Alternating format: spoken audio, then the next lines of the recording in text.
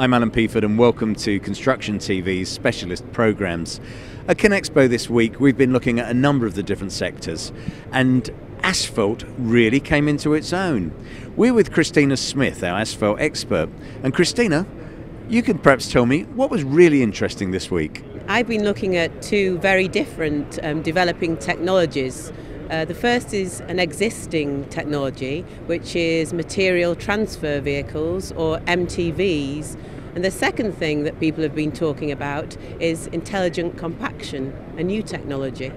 So tell us about MTV. I mean, I don't really know what it is. Tell me.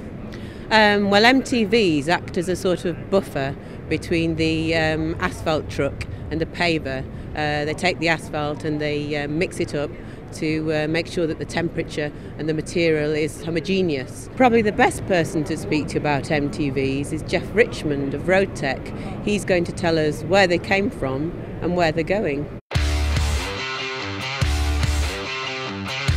The first shuttle buggy actually was sold to APAC, and the machine was used on a project to pave the Toyota test track in Georgetown, Kentucky.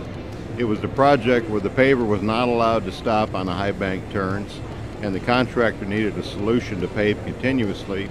Dr. Brock, our chairman of the board and our chief R&D guy back in those days, actually had designed the concept earlier, had struggled to sell it to contractors because they didn't see a need for that product. This need emerged very rapidly, and the product was taken from drawings to a finished product in very short order and shipped to Georgetown, Kentucky, and actually paved the entire Toyota test track with that machine. The original concept was continuous paving, but what we learned after the fact was the machine did a very remarkable job of remixing material, reblending for both aggregate segregation and temperature segregation, and we could take truckloads of mix that were cold on the outside, hot on the inside, and reblend them and provide a very consistent product out of the back of the shuttle buggy, thereby providing a more consistent product to the paver. Our road smoothness increased, segregation went away, roads last longer because we don't have segregated sections, we have smoother sections, less bumps, so the traveling public gets a better road and the contractor gets better material at the paver.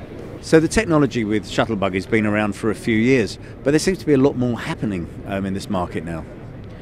Yes, Alan. Well, although shuttle buggies and MTVs are established in the US, firms are now looking to push out into other markets. RoadTech has led, but others are following. One firm is Weiler, and they're now selling machines outside the US through their link up with Caterpillar.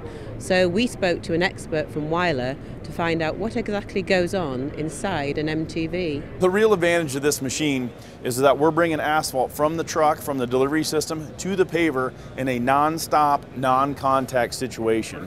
So instead of backing up to the paver and bumping into that paver, which therefore can cause a bump in the road because we're creating a bump in the mat, we're truly actually dropping it into that paver in a non-stop fashion where that paver can move at a consistent speed all day long. The other advantage is we're remixing that material. So the material that comes from the plant, you know, if it's a 40, 50 mile drive from the asphalt plant, you're going to get cool spots on that asphalt. By mixing it back together, we're actually going to regulate the temperature and get a nice, even, uniform mat. Another interesting player in the MTV market now is Bomag, who acquired Cedar Rapids a year ago. They've got a very interesting little machine because it converts from an MTV into a paver. We asked them about that. We have a patented multi-function machine that's capably utilized as a transfer vehicle. It can be easily converted in 2 hours to an asphalt paver.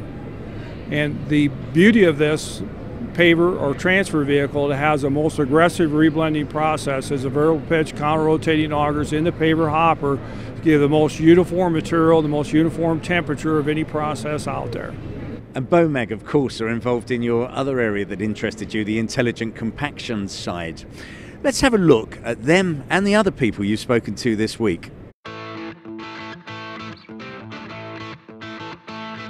Intelligent compaction is a GPS mapping system that monitors the location of the roller on the asphalt mat, and it'll tell by passes, by temperature, and by stiffness. Here in the US, intelligent compaction is often considered as a mapping only or a pass counting only, a documentation, not really a reaction or a response from the machine.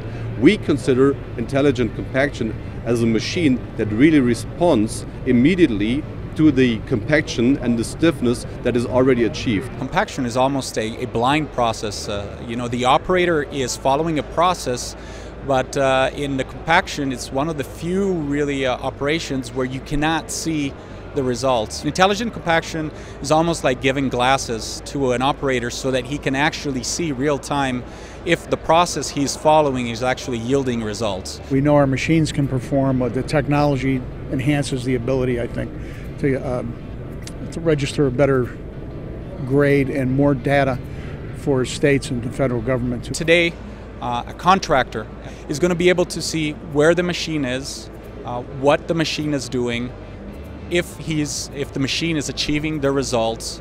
So you're really being able to remotely monitor the process. Right now we have 33 states that are implementing a specification, and I know the feds are looking at trying to get all 50 states by the end of the year. But it looks like it's the wave of the future. I mean, technology is changing everyone's life.